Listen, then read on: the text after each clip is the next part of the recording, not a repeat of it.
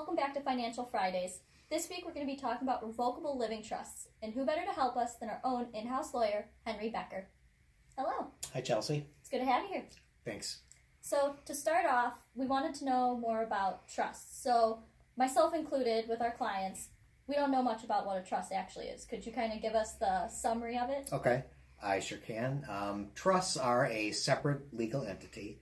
They are created through a written document, and then you would retitle your assets in the name of the trust. Now, there are many different kinds of trusts. They're each created to achieve certain goals. For our purposes here, and you mentioned it, it's a revocable living trust. Primary purpose for a revocable living trust is as an estate planning tool. During your lifetime, you have complete control of the assets as though there was no trust entity involved, but it is not designed to shield assets from creditors. It's primarily designed to provide instructions for the use and distribution of your assets once you pass away. Okay. So then I have a will. Why should I want a trust? Okay. A number of reasons. Number one, privacy is a huge concern. A will, you would need to go into probate court to get a will settled, whereas a trust is a private document created by you. There's no public disclosure, unlike a probate court. The ease and speed of carrying out your wishes once you do pass away, that's also a reason. Unlike a will, there's no need to go through the time and expense of probate proceedings. The ability to provide for future gifts. For instance, you want to contribute to the college education of your grandchildren. You can continue that on through the trust entity well after you have passed on. And also a big reason for a trust is that unlike a will, which really only governs after you pass away, a trust can also provide a structure for your assets while you are still alive.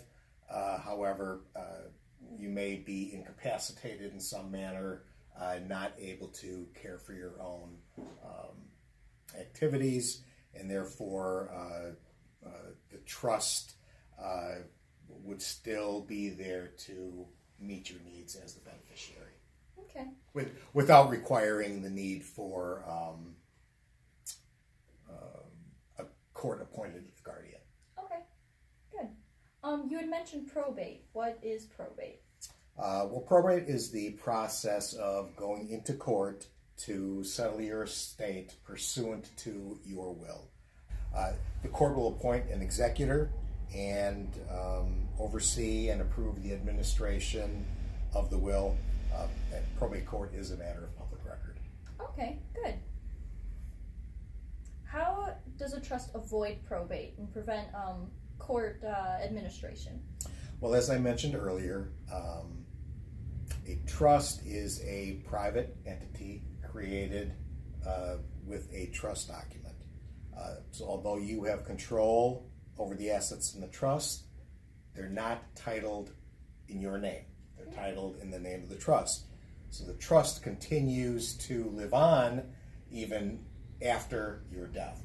Okay. So there really is nothing to, and since all the assets are titled in the name of the trust, there is nothing to take to a court or to probate.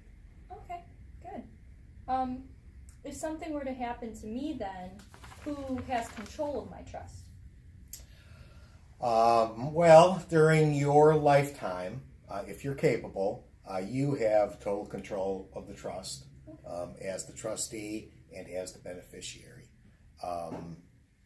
Once, if you become incapacitated or once you pass on, then your successor trustee, an individual that you've named in the trust document, would step into your shoes as the trustee. Okay, And once you are incapacitated or you've died, then the trust becomes irrevocable because you no longer have the ability to change the terms of the trust. So in that case, then your successor trustee would act as a fiduciary and would carry out your wishes as set out in the trust document. So in the grand scheme of things then, why should someone get a trust? What is your whole thing on someone getting one? The bottom line, well, I've got a little checklist. Number one, you have complete control of your assets during your lifetime. And on your death, just like a will does for personal assets, the trust document provides instructions as to the use and distribution of your assets. I think privacy issues are huge. Trust document keeps your financial information private. It avoids the time and expense of going into probate court to administer your wishes for your assets. It's flexible. You can change the terms of the trust whenever you want. And really, the terms of the trust are limited only by your imagination. It provides a binding structure for the use of your assets in the event that you become incapacitated. And it's a great way to carry out your wishes with regard to your assets, even if you're not around to see them. Okay. Well, there you have it, everyone. Revocable living trusts. Thank you very much, Henry. You're welcome, Chelsea. It's always great to have our co-workers in here helping us work through these things and helping you as well. We look forward to having you next week, and we'll make sure to post the topics that you know ahead of time. Have a great week, everyone.